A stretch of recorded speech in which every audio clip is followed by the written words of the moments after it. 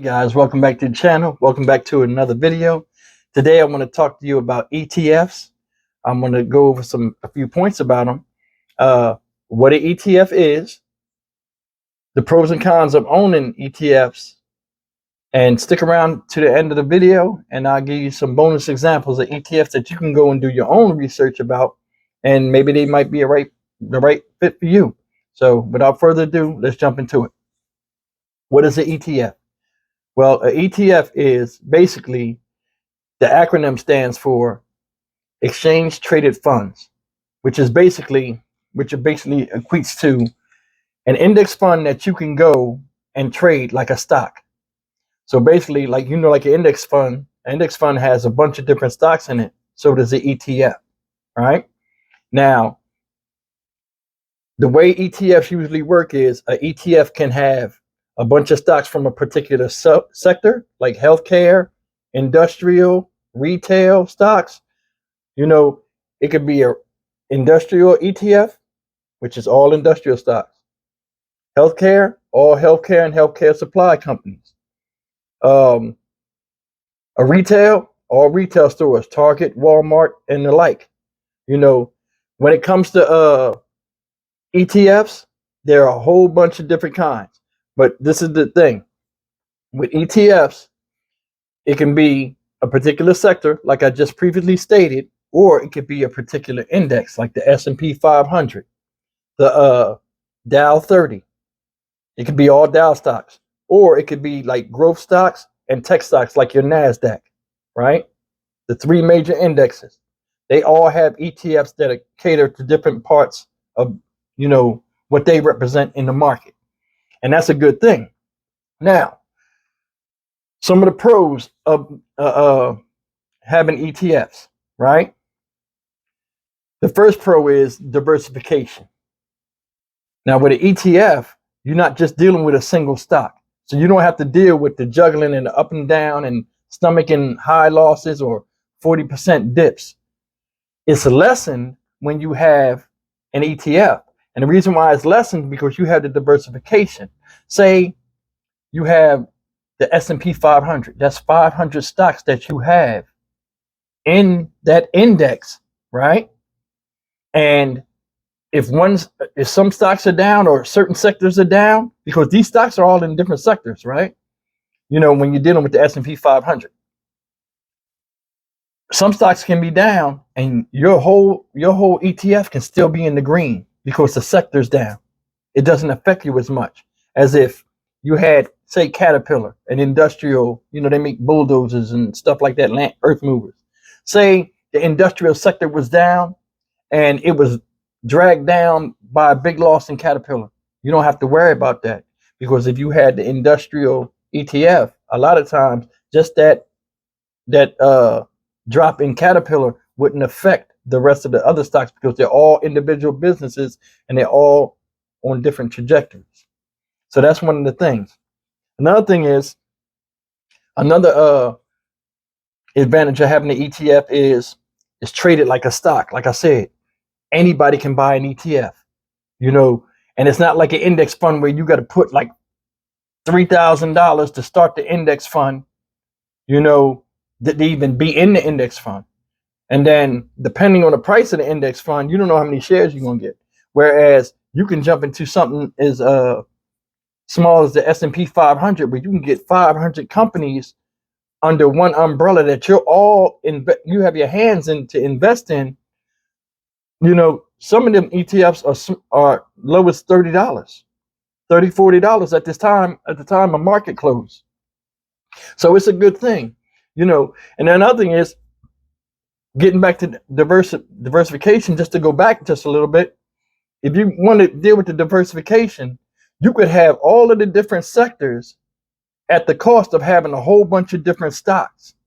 And now another advantage is it's immediate reinvest of dividends. If you're in the DRIP program like me, which is the dividend reinvesting program, and I advise any new investor or anybody that was trying to make money in the market, or they're looking for long-term gain on the way to financial freedom, you should always join the dividend reinvestment program.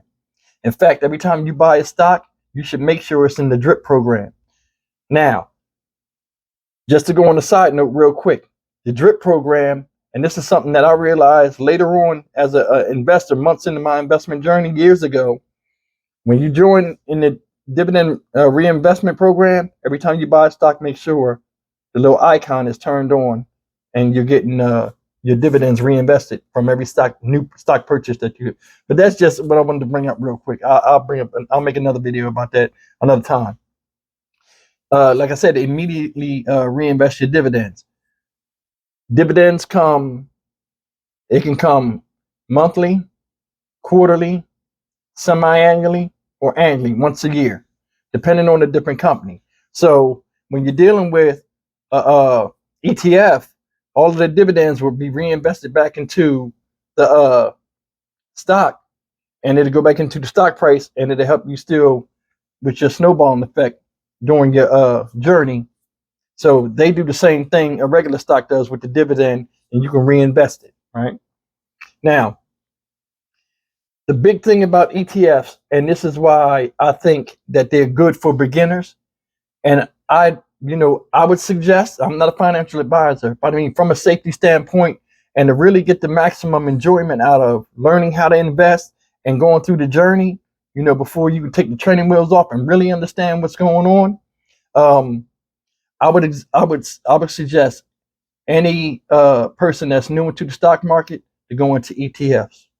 At least do your study on them, because the risk factor, like in a troubled market, ETFs are perfect. Like me, 50% of my money, that's in the market from 7 years ago up until now are in ETFs, and I'm doing good whether the market goes up or down.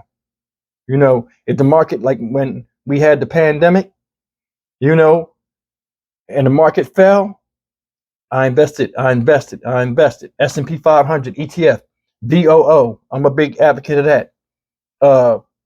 VOOG, the growth, Vanguard's growth ETF, high dividend growth ETF. I was on it, and that's how, when you want to build wealth quick, and we have dips like we're having right now with the inflation, and people being scared. Like today, the market fell because the Chairman Powell said something crazy. ETFs are good because it stabilizes the loss. It stabilizes, everything. You don't see big dips with a ETF. Now, on the other hand, now those are the cons. I mean, those are the pros. Now, on the other hand, we got the cons, because you not gonna have nothing positive without something negative. This is another reason why I like ETFs. The negatives don't outweigh the positives, and they're far below. Less diversification. That's the first one. Now, I know I just said, Steve, you just said diversification is one of the pros. It's also one of the cons, and this is why it's one of the cons. Diversification, usually when you have these ETFs, a lot of them deal only with large cap stocks, right?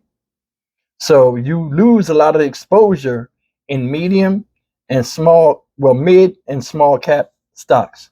So a lot of them stocks that are getting gains, or they're getting a lot of exposure, you're not getting that exposure. You're only getting the large cap. The blue chip stocks and stuff, which is nothing wrong with that. But a lot of people like a lot of different diversity, but you miss out that with a lot of ETFs. Now, ETFs have been since their inception in 1993. They've been coming out with ETFs yearly. So I know they have small and mid cap ETFs that you can invest in. So it's not really as bad as you would think. Now, another negative, right? The cost can be higher than a traditional stock. The S&P 500 ETF that I deal with is VOO. It was like $390 a share, which is pricey. But fear not, you can still get the same index at a lower price if you go through the stock ticker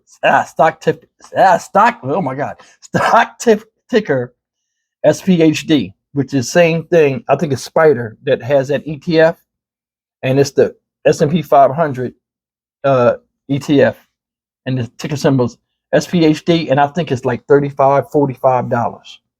And it's the same as others. You can get more shares, but they are primarily the same index, same expense ratio, almost exactly the same. So you don't have to spend a lot of money for the high on the high side with ETFs. In fact, a lot of ETFs, like I did with a lot of Vanguard ETFs, if you look around and do your research, there are all type of ETFs that mirror other ETFs at a lower price. So it's something to just think about, But I mean, with ETFs, man, it got a lot going on, and it got something for everybody, Lower dividend yields. This is the last con. They have lower dividend yields, right? Meaning, say you have a stock like AT&T that pays 6%, and it's in the telecommunications sector. Now, if you go and get a telecommunications ETF, the ETF might have a dividend at like 1.5%, 2.5%. Whereas if you just invested in AT&T, you would have over 6%. So it's one of those things, but you have to look at it like this. It's self-explanatory. If you got a whole bunch of stocks in a fund, like if you have 500 stocks, some of them might not pay dividends. Some of them might pay like very small dividend, like Apple. Apple pays a small dividend, and I don't know if Tesla pays a dividend or not.